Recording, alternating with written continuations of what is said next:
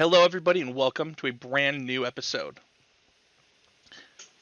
of the Need to Nerd podcast. I have to calm myself down. I was getting too excited. I'm your host. I thought you were going to say that you're going to cry right off the bat. Oh, man. I'm going to try really hard not to cry during this episode, but I guarantee that I will not make it. Yeah, that's a nice thought. I'm Spencer, and I'm joined by my co-host, West. And the reason that I will probably be crying, is we're talking about Season 4 of The Good Place. I'm really excited to talk about it today, West. But before we do, let's do the housekeeping. We got a Discord. We got a Patreon. You should check them out. There is a Magic the Gathering tournament on February, I want to say 26th. I'm trying to remember the date. But, the link is in the Discord. It's free, $250 cash prizes. So if you like Magic the Gathering, or if you like anime, or if you like tabletop RPGs, or TV, or whatever, this is the Discord for you. Matt Kling has been bugging me to start Smash events soon, so there'll be Smash events in there. Maybe we'll get some, maybe we'll do like a special Heart Gold Soul Silver tournament, if that's still a thing that you can connect to the internet for. Is it not? Can you not? They shut that down last year. Did they really? Yeah. Nintendo DS Wi-Fi communications went down like sometime last year. Oh, we can't do it. That's too bad. But check out the Patreon, patreon.com/HeezyGameMedia. Check out the Discord link in the show notes. I want to give this episode the time that it deserves. We've been really good the last couple of weeks about trying to keep things under an hour, and I am afraid that I might not be able to do that this week, so I want to try to, move things along this week, West. And I want to start with our nerd fact of the day. And since we're doing The Good Place, I thought I'd drop some knowledge on you, which is that the character Michael was named after Archangel Michael.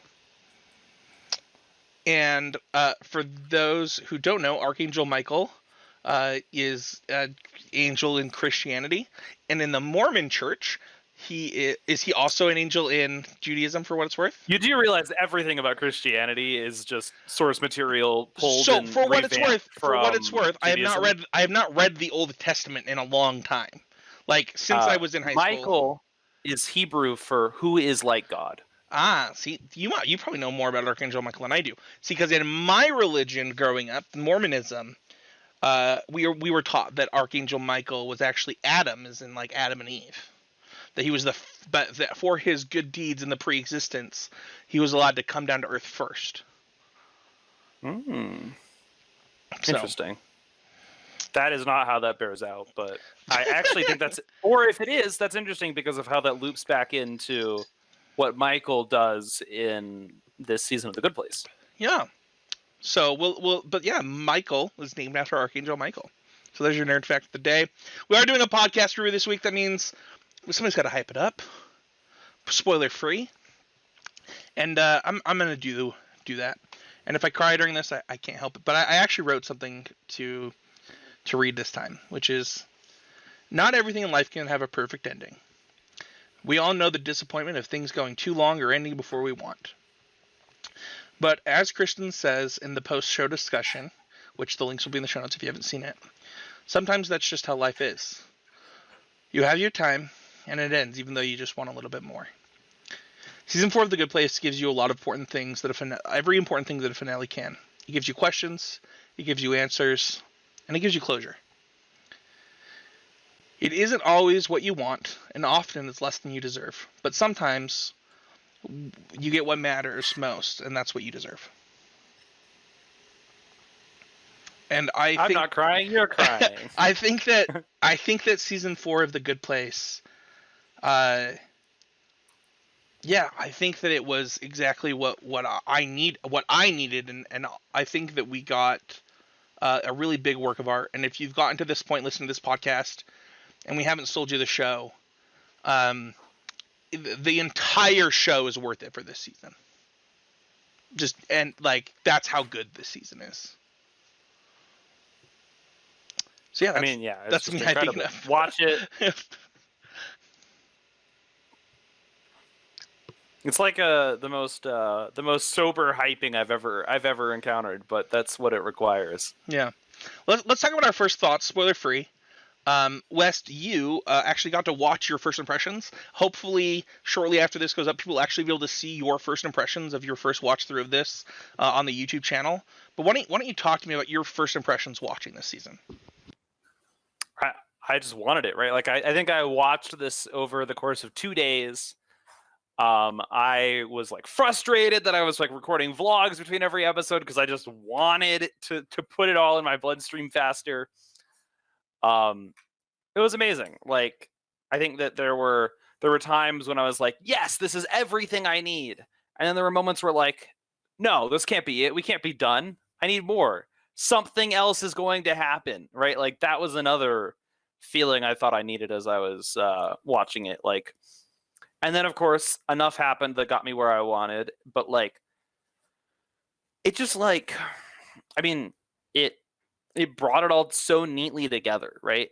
Everything about this show, just like every loose end over the course of 3 seasons, every joke that they could make that they didn't make yet, just so many things. It was such an incredible season, and I don't know, like, if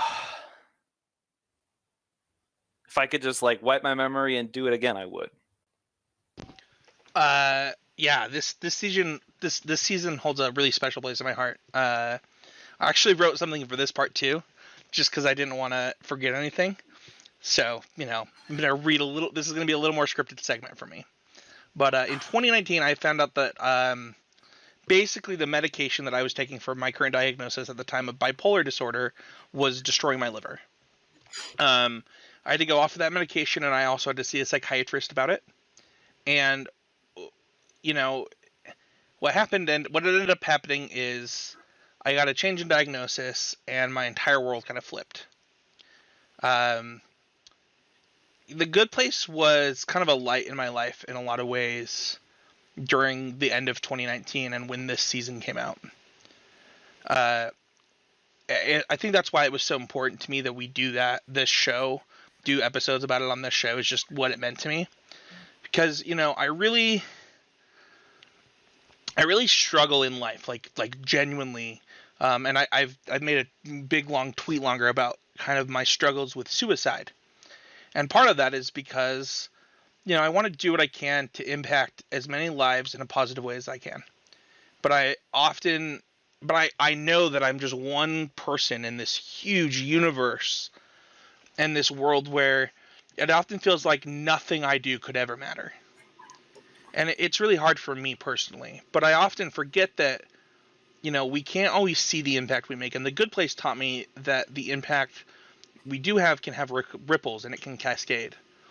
A lesson you teach and an impact that you make can go out into the world. And that's true for good or bad. You never know who, how, when, or how much you impact the world, because, if I do something good and it makes somebody else do something good for somebody in the future, I don't know that. I don't see that. And The Good Place shows us that we can make our impact good just because, for no other reason than it's the right thing to do. And for me, the end of watching this season, I think that it's my favorite piece of art ever. So. I'm going to cry if you don't talk. I mean, I can't disagree with you that it's like such an incredible piece of art. And I certainly can really empathize with the hard to tell how big your impact is and the ripples of it. And Spencer, I can just assure you of the size of your ripple, considering the number of people I've taught the always improving mentality to. Thank you. I appreciate that. Just to show one example of how these things go farther. But yeah, like, I mean, I don't know if you've ever read Beyond Ender's Game in Orson Scott's Card series there, but the book that Ender writes at the end of that journey, Speaker for the Dead, goes on to basically not found a new religion, but a new way to treat the dead in a post religious understanding, but how to like honor people's lives and real honesty and really tell that story. And like, I feel like The Good Place has that level of potential impact in a way to like shape the way we understand the world and like develop in a way that like shapes traditions long term, just because of how powerful of a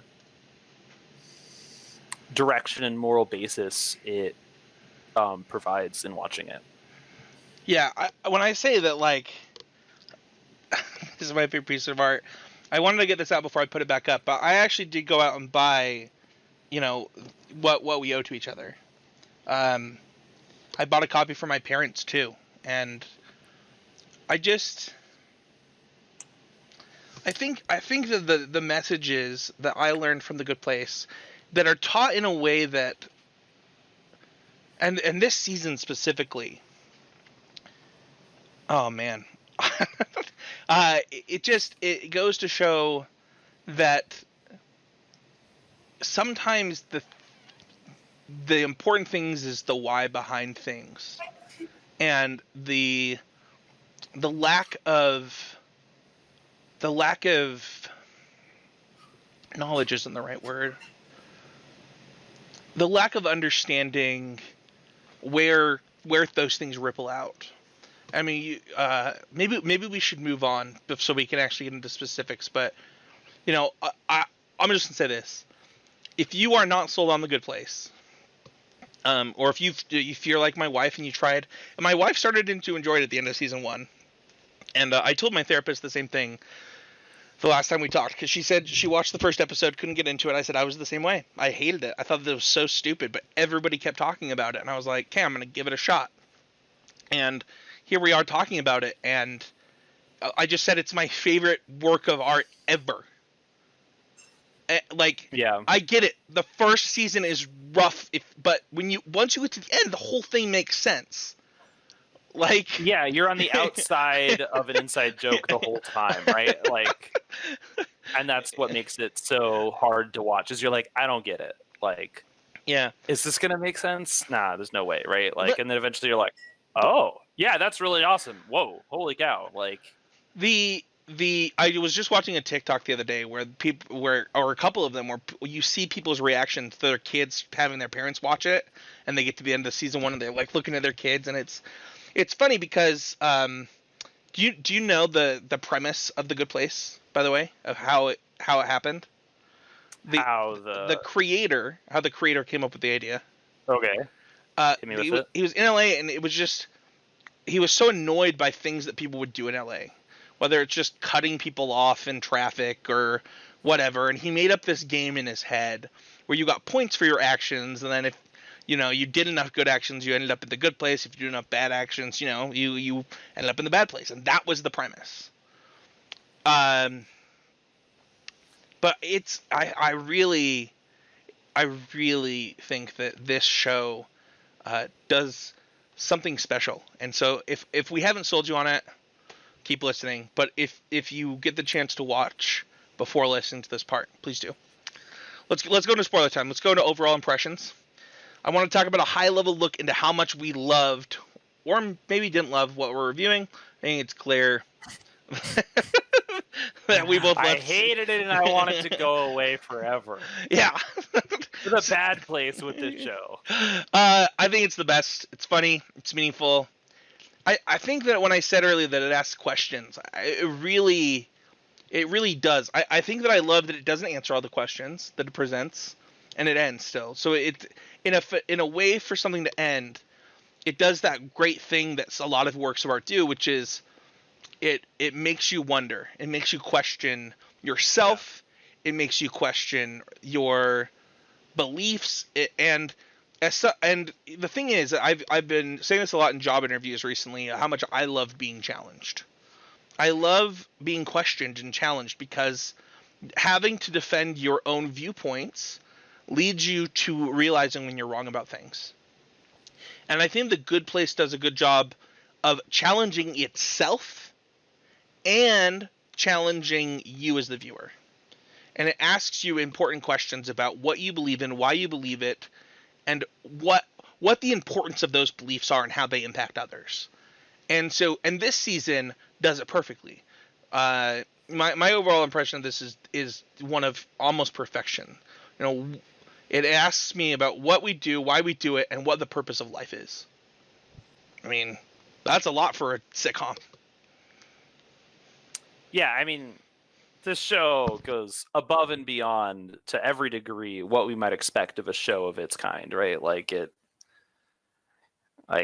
I mean, compare it to what might have been like previously at one point considered like the most successful sitcom, like Seinfeld, which I'm sure it's been done over 100 times over at this point, right? But like, that's a show just about bad people staying bad people till the bitter end, right? Like, and this show is just the exact opposite of it, right? Like in every way.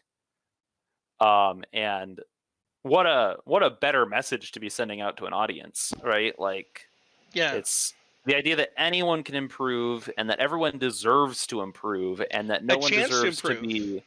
Yeah, exactly, right? Like, I don't even know how you can like watch this show and then walk away with any understanding that like an afterlife that isn't this would exist, because it's just ludicrous, right? Did you watch the post show? No.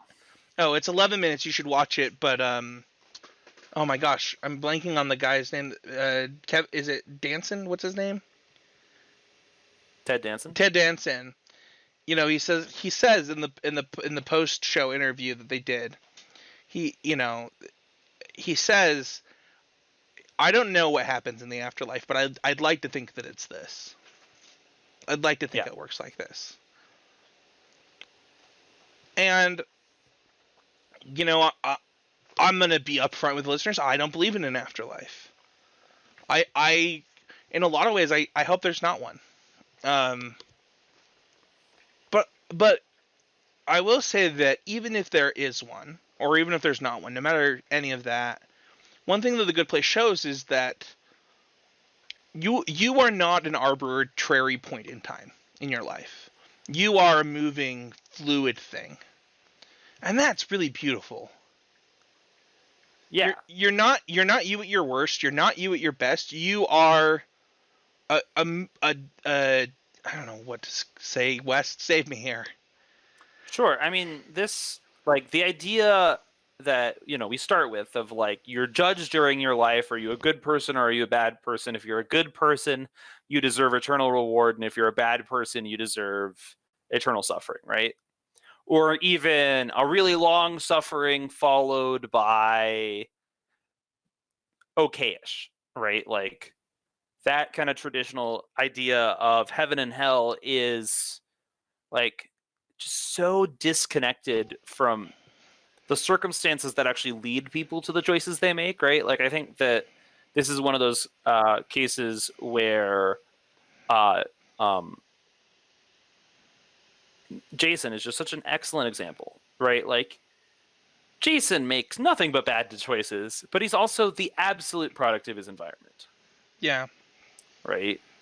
And like the idea, and also he's so capable of this incredible love, affection, kindness, and growth, right? Like, and that's all just waiting there. And what he needs is people to show an interest and pick him up, right? Like, not people to take advantage of him or lead him in the wrong direction, right? Like, and that's so true of everybody, right? Everyone has in them infinite opportunity to do good in the world and infinite opportunity to cause harm, right? Yeah. And it's merely about the circumstances you're placed in that give you the ability to choose, more or less, which one you're going to do, right? With some circumstances being a lot easier to choose one than the other.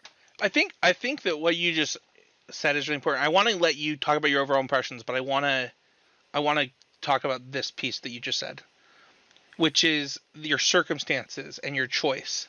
And we literally see this moment throughout, and this is not in season 4, but I want to talk about it, where Eleanor makes the choice to wake up the next day and be good. And then she gets to the end of her rope and she's like, this sucks. Like, being good sucks. I'm not any happier. This sucks. And she decides that everything's not worth it. And then there's some, a little bit of intervention. And she starts to slowly say to herself, even though my life isn't what I want it to be, that doesn't mean that I have to be a shitty person. Yeah. I don't know. Yeah, and I think that, right, like, because I can't sit here and say your circumstances define who you are as if that gives us all the ability to sit in our the out to make the right choice, to do the right thing, right? Like, but I can say that your circumstances certainly make it a lot harder. Yeah. Or a lot easier, right? Like, you know, as we will always think, right? Really, really rich people should be incredible philanthropists. But also, it's really easy to be a philanthropist when you're extremely rich. Yeah. Right? Like, you can literally pay someone else to do the donating for you. Like, you know, to that extent, right? Like, whereas, like, the tiniest bit of kindness when you have nothing, people do it all the time. Yeah, but it's hard. We talked about that in season 3, right? That moment where, you know, he talks about this amount of money would change my life. Yeah. I just start handing out money. I don't know. Is there? I can't tell if you were doing your overall impressions or adding onto mine at the end there. It is, you know, one and the same. But also, like, I think that the overall impressions is exactly when we ought to get the most metaphysical about this show, because that's what this season asks, is like the most metaphysical questions, right? Like, because we're not just asking, like, how do we deal with the circumstances of the afterlife? It's how do we shape them? How do we make them optimal, the best they can be? Yeah, I think that it's I don't want to get into my personal beliefs a ton on this, but because I think that I know a wide range of people with a wide range of beliefs that all came out of watching The Good Place and are better people for it. Yeah. And I think that what the core lesson behind, once you get to that endpoint, right, is I mean, I think they said in the show, you know, it's scary. The death is scary. The end, that unknown is scary. But, you know, I think that you can say that all 4 of these main characters and the other 2, they all made a positive impact. I mean, for them, they saved everything, but I think that they made positive impacts before that happened. Whether it's Eleanor with her mother, whether it's, you know, Donkey Doug and Jason, or I think that, I don't know. I think that is all we can ask of ourselves. We don't all have to create a new version of the afterlife to save humanity. We can just do what our part is. Totally. So yeah. There's a proverb coming out of Judaism, which is, the work is not for you to complete, nor shall you be free to desist from it. Right? You're not going to finish humanity. You're not going to make the world perfect, but you also don't get a say that because I can't finish the job means I can't help. I love that. I agree. Let's move on to some favorites. Let's talk about our favorite characters. West, I'm going to go first because you probably expect me to say Chidi, but it's not Chidi for me this season. Fortunately, I can read show notes, and I. But did my answer surprise you when you read it? Didn't think about it before I first started reading it, and also I was like, "Yes, finally, we pick a main character as our favorite character for anything." Yeah, for me it was Eleanor. Spoilers. This time, that's okay. I think Eleanor goes through really gradual growth.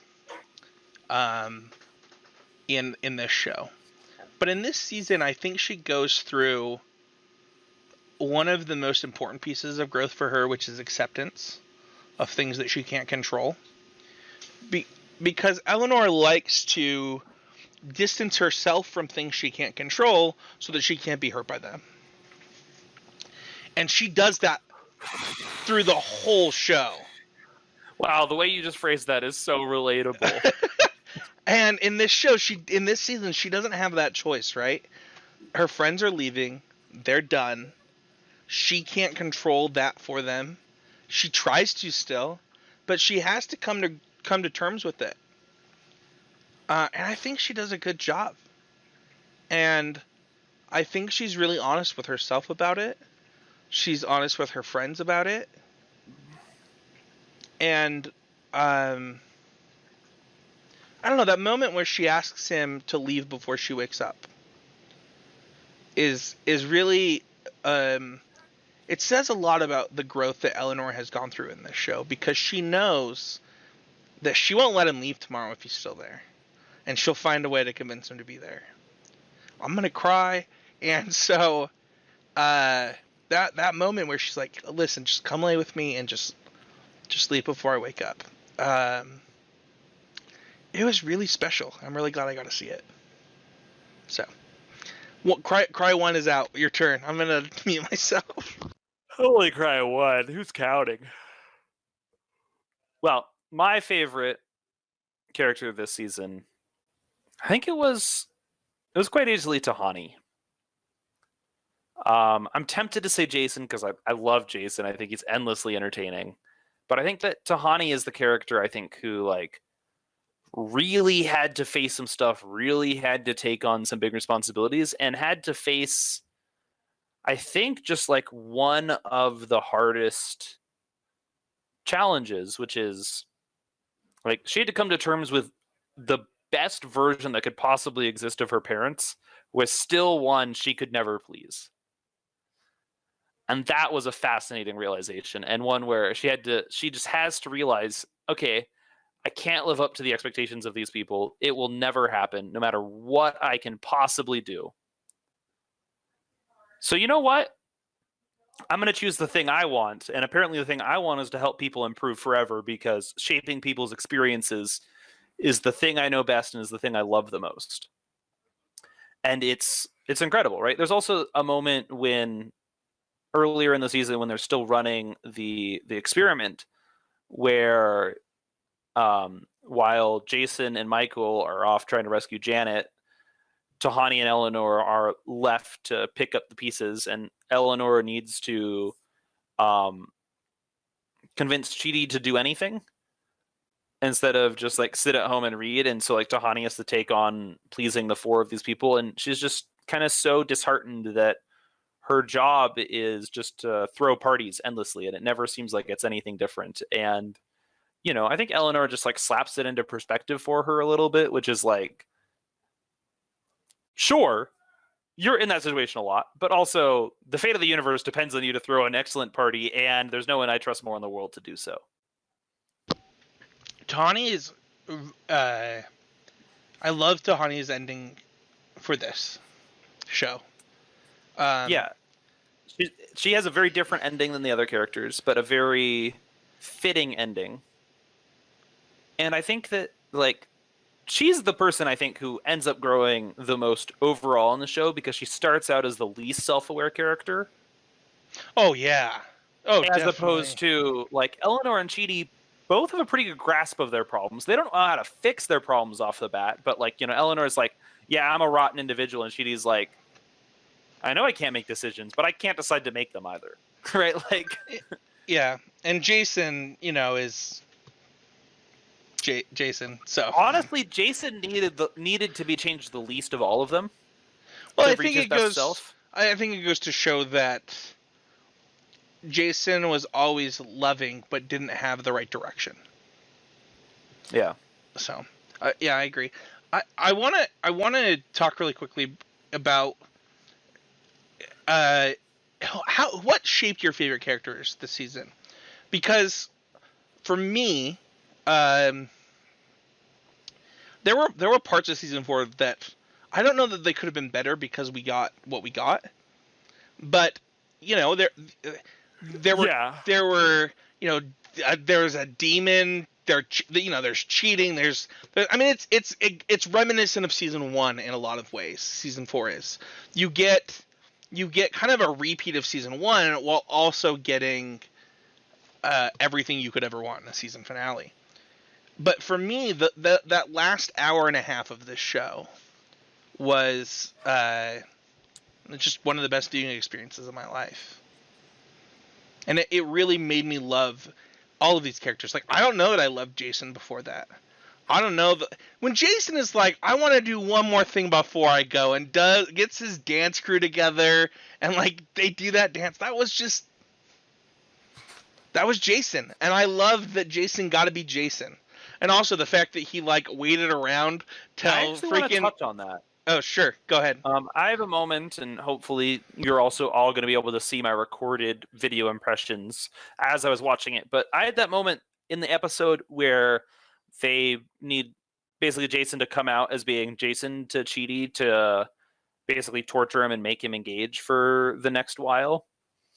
And like Jason's job for a week is just to be himself, right? Like, but like that's supposed to be torture, right? Like for Chidi, right? Like that the idea that Jason just doing hijinks is supposed to be hard and difficult for Chidi is one that I really engage with well, because that idea that somehow your presence, your personality is so annoying or hard to deal with that you need to modify yourself in a way just to please other people is one that I struggle with myself, right? Like I'm a very loud person who can easily present a lot of opinions, and I spend a lot of time in an environment where I need to be very quiet and more about creating other people's opinions and helping push them, right? Like I totally get this feeling that like that moment that like you're allowed to just be you is so nice, but also like with that extra feeling of like, yeah, I get to be me, but also the purpose here is that it's not great. It's really hard. Have you read the book Managing Oneself, West? Nope. I might buy you a copy of that. It's I might just send you the audiobook. I think you can do that on Audible. But it is one of the Harvard Business Review's like, top recommended books. But it talks about it's so funny when you were talking. I was like, is Wes describing himself or me in my life? I think that that is an interesting point, and I don't know. I don't know that it's wrong that we have to adjust ourselves to. I think that there's this middle ground that every relationship needs to reach. Today in Smash Bros, I made a comment to Matt that I didn't think that him shooting fireballs at me with Mario to make me approach was a very effective strategy against Wolf. And I apparently said it in a way that made it sound like I was really upset. And he says, you get really aggressive vocally when I make you approach me. And I thought to myself, I certainly don't mean to do that, but I also don't like approaching. So I am probably doing it because I am uncomfortable. You're frustrated. I don't know that I'm frustrated. With yourself, right? More than you're frustrated with the choice. Sure, that could be true. I don't think that it was an effective strategy, by the way. But, also, scoreboard. But I do think that,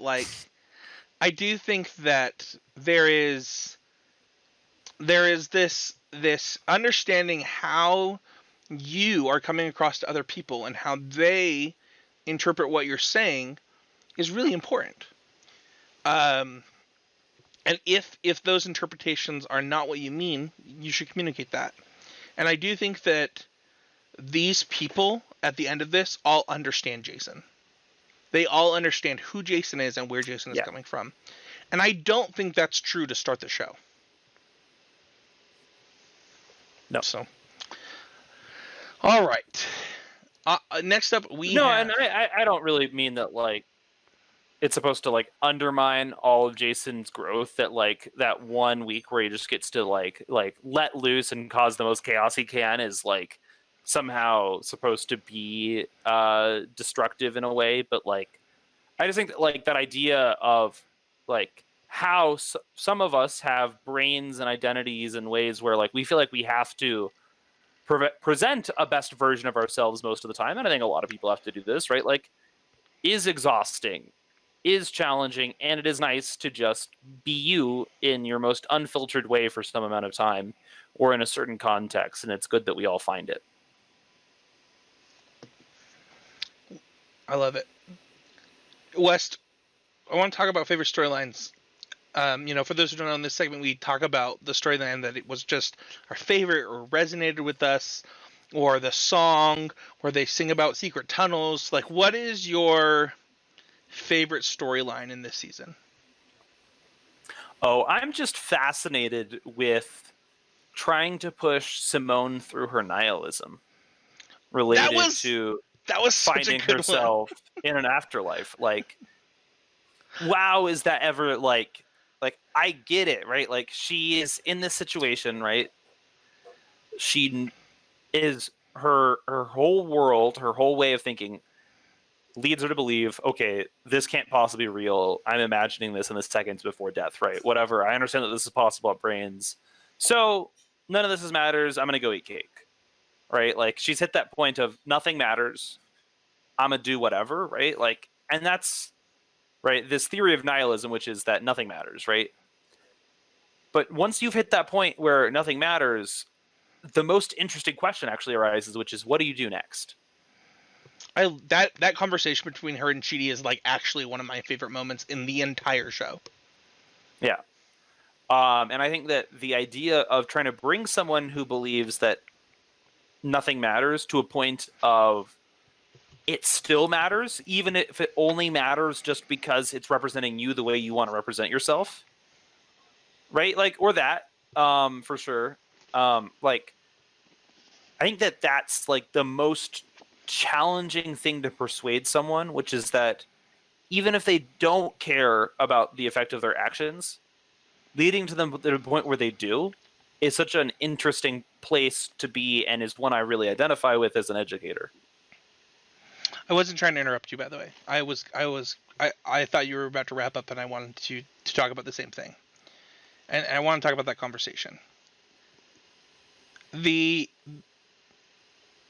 As somebody, and I'll tell you why this moment's impactful for me. As somebody who doesn't believe in an afterlife, who doesn't believe in anything, like, I often get, I actually literally weeks ago, while I was, I'm gonna cry, but not because of The Good Place, but we're gonna talk about it. Where I was visiting my grandmother on her deathbed a couple days before she died, and my sister asked me, she asked me, Spencer, because she knows I don't believe in God, and she asked me, do you believe in an afterlife? And I said no. And she's like, how do you do it? Like, how do you do the right thing, or know the difference between right and wrong? How do you move forward? And I get that question a lot, but it was a really interesting question to get as your grandmother's dying. But it was also really meaningful. And, it's so funny. I literally called her when I got home and told her to watch The Good Place. And when you get to that moment where Chidi's talking to her, and you ask yourself, like, if this is it, if this is all we have, why not just do the right thing? Like, why would your internal instinct be to look out for yourself instead of, make the world better for whoever's next? Like, how, I don't know. I think that their conversation was really impactful, and I think, to be honest, it's what we owe to each other. So. Yeah, I think that question of, like, within the context of someone who has a faith asking someone who's atheist where they derive values from is so fascinating, because it says so much less about atheism and its values than it does about how religions convince themselves that the only way to find the right path is through faith, because it's clearly one of many. Well, I think that oh man, we can't get down this path. I will get canceled so fast. Either way, it's a really interesting conversation. I think that one thing is definitely true from their conversation, right, in this show, which is that I think that she puts it best for what Simone, saying, that it doesn't hurt her to just do something that could matter, that could help. So why not? Like, what's the reason not to? Yep. For me, my favorite storyline is a little bit different, by the way, West. And it might have to do with my atheism. It's funny. I don't identify as an atheist, but I've started to over the last 2 years, just because it's easier than explaining that. I don't know. It's just. Oh yeah, you think you have a hard time defining your faith? I'm an agnostic Jew. That's fair. For me, it was the problem with The Good Place. That's such an interesting thing to think about. The idea that when you have this idea where you can get whatever you want whenever you want, where do you derive meaning from? Especially when it's forever, right? Yeah. And I think about that when I think about the world that I want to live in.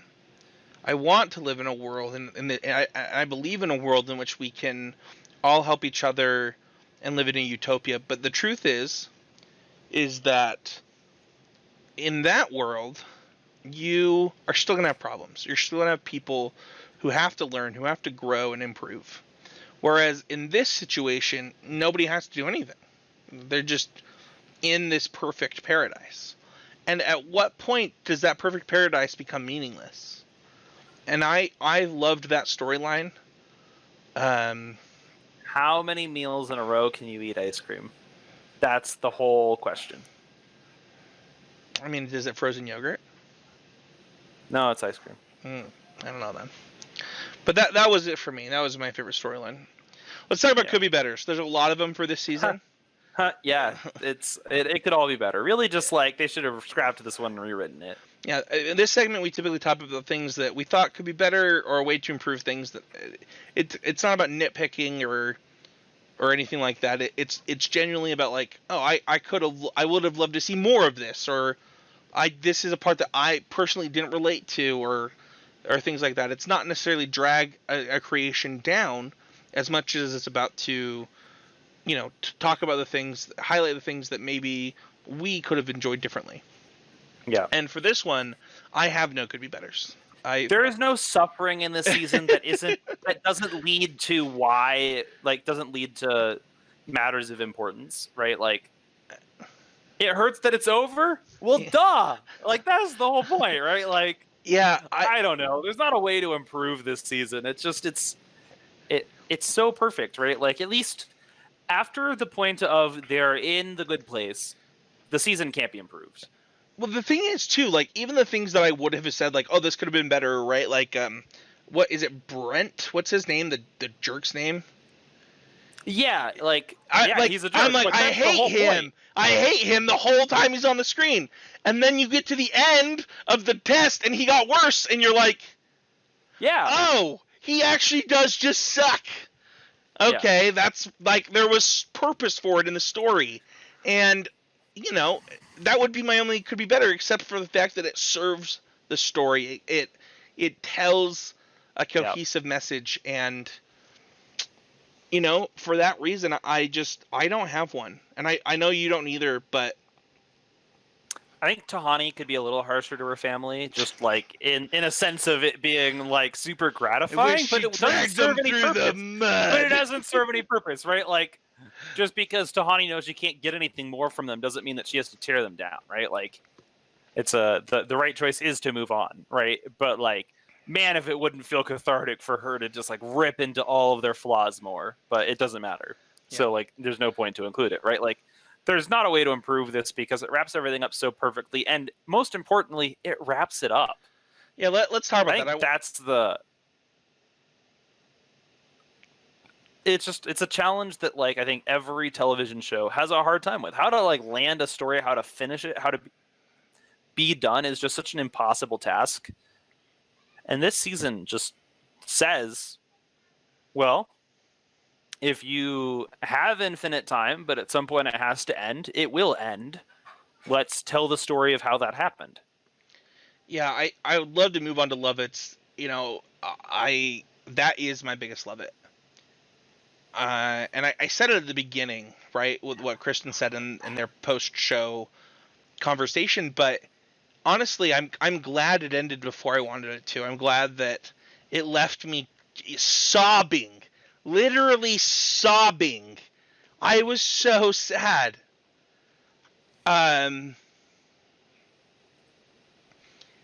I think that, oh man, my biggest love it of this season, and honestly, I think we should just talk about our love it's for the whole show. Now that we're at the end, and I think my biggest love it for this show is that this show allowed me to think about how I want to live my life outside of how I was raised, outside of other influences, and really question myself. And I'm sorry, I'm trying not to cry. The idea that that Eleanor, the idea of Eleanor's improvement, right? We talked about that earlier. Of this person that just has to accept things that are out of her control is something that I personally struggle with. The paralysis of decision making that Chidi goes through is something that, I mean, there's a reason I have 20 video games that I'm playing at a time. Is because I'm afraid to miss out on anything. I have the horrible FOMO when it comes to those kind of things, and I think that FOMO is something that I need to work on, and understanding that there are always going to be things that I need to work on, and taking that always improving mindset that Wes mentioned earlier that I have, and applying it to my beliefs, where I want my life to go, is something that The Good Place taught me. And so my biggest love for the show is that it made me question those things. Yeah. So. And also, like, if these characters are going to struggle so hard to improve their afterlife, why on earth would I not be fighting tooth and nail to improve my reality? Like, that's another lesson that I think I can draw, right? It's not even like, what do we love it about this show? It's like, what lessons are we drawing from this show, right? Like, here's a good lesson. There is just extremely low-hanging fruit of a joke, so you sit on it for 4 seasons because that makes it riper. Oh. Damn it. They did so long for it. It was so good. I was so impressed. I actually do have some season 4 Lovets too, for what it's worth. I'll just rattle them off really quick.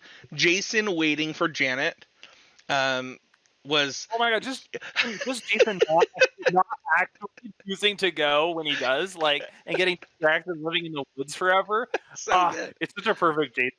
Just the way to finish Jason's story is excellent. The wave speech by Chidi is a huge love for me. I already mentioned Eleanor telling Chidi to leave.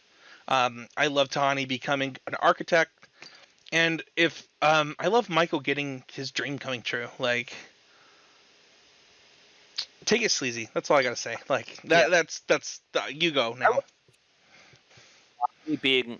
Being tested in the experiment by someone just perfect for her, a gossip columnist. Like, it's so unbelievably exactly the type of test Tahani needs. He is also the perfect actor to play that role, and his I loved him in that role. I thought he did an amazing job there. Yeah. This show just, I mean, there's endless things to love, right? Like, every moment is great. Like, Infinite Janet's, like, what a fun moment, right? Disco Janet. Like, I can't believe that's a season 4 gag. It feels like something out of season 2. Yeah, it was great. Also, Chidi's moment of clarity was another love it. I don't know if you felt that same way, where like that just clicks for him. I don't know. Where just like when he has all of his experiences and he just is like content to like I don't know. Like, he would have sat through as much as Eleanor needed, I think. Like, obviously he told her he needed to go, but I think he would have kept going if she asked him to. Yeah. So, any other major lovets for you? Yes, so many, but But I we don't need to express more of them. It's all so incredible, and every moment I think of is a love it, right? Like, I don't know, it's so perfect. So, typically on this show, we rate completed works at a 0 to 5. And I want to rate both The Good Place as a whole on this episode as we're completing it. And we didn't do this for Korra. We'll probably do it more in the future when we do this, if we do these elongated ones. But I want to rate The Good Place, and I want to rate season 4, West. And so I'll go first. So for season 4, I would give it a 5. I think that it was absolutely perfect. I don't think that it could have been better.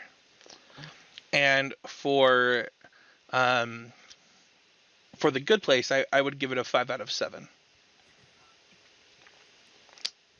That's good stuff.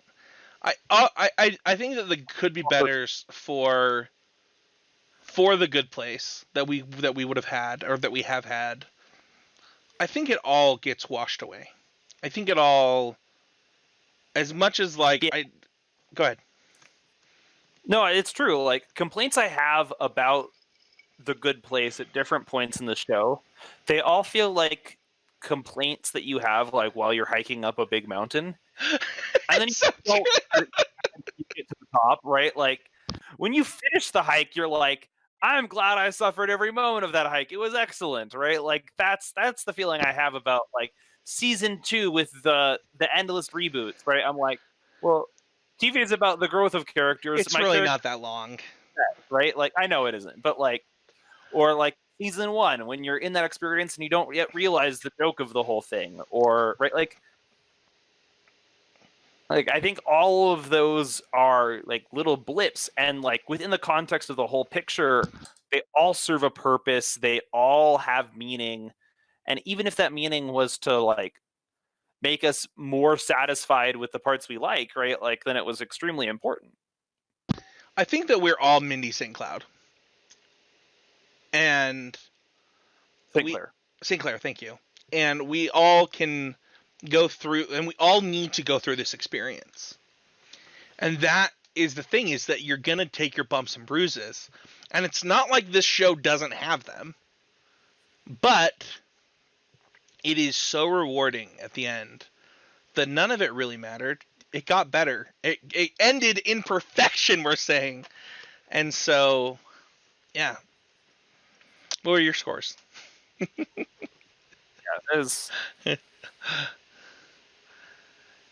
I mean, like, you're going to be comparing every television show you ever watched to like, does this give more meaning to me than The Good Place? Like, or you won't be comparing because it won't like be possible, but like the next time you find yourself comparing a television show, like, did this provide the meaning to me that The Good Place is, like, that's how you know you're going to have found an incredible television show, right? I've only watched your first 8 episode reactions for what it's worth. And I need to ask you this before I wrap up.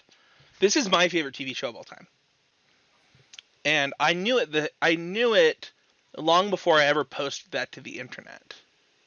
But I waited. I didn't want to like. It's kind of like with when people were like, Avatar is the best movie of all time, and I got so hyped to watch that movie, and then it was just an utter disappointment. I didn't want to do that to people. Can I ask where this TV show ranks for you? I mean, top 5, but I have no idea, Spencer. I don't have a good enough gauge of my favorite things. Sure. To like be able to tell you that. The thing is, I probably couldn't name my top 5, but I know I'd put this at number 1. Sure. I mean, I think that this show absolutely has a huge place in my heart for all time, and certainly might have like more like broad meaning, more like actual like value and substance I can take away from it than any other I've ever watched. But I don't know if it's the most meaningful show to me particularly I've ever watched. Sure. Well, I hope that you all enjoyed this journey with us. I'm proud of us, Wes. We completed Korra, and Avatar: The Last Airbender. We completed this. We have no more ongoing series for the show. Have we never done season 1 of The Mandalorian? Oh, we did, but that's ongoing because. And season 2 is coming your way shortly here.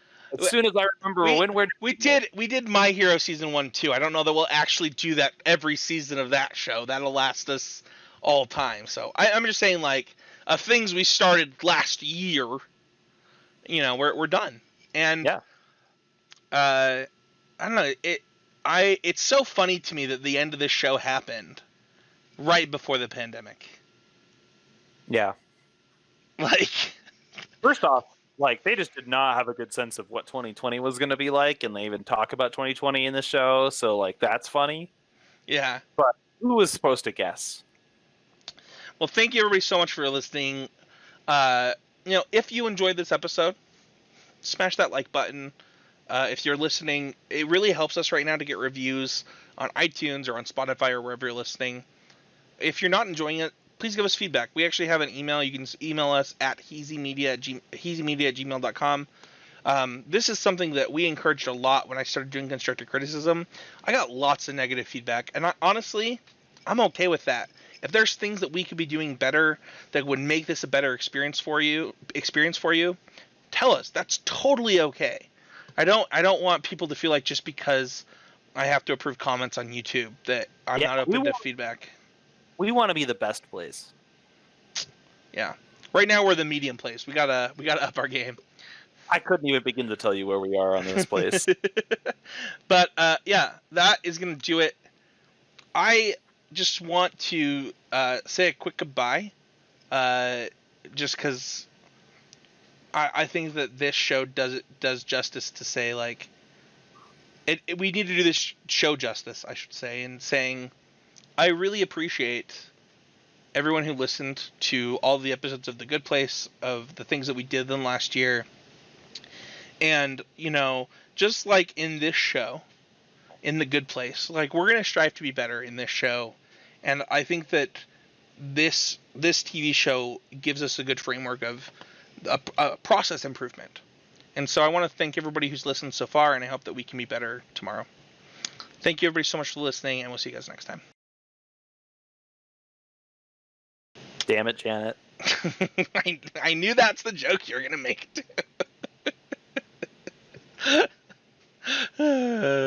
That's too good.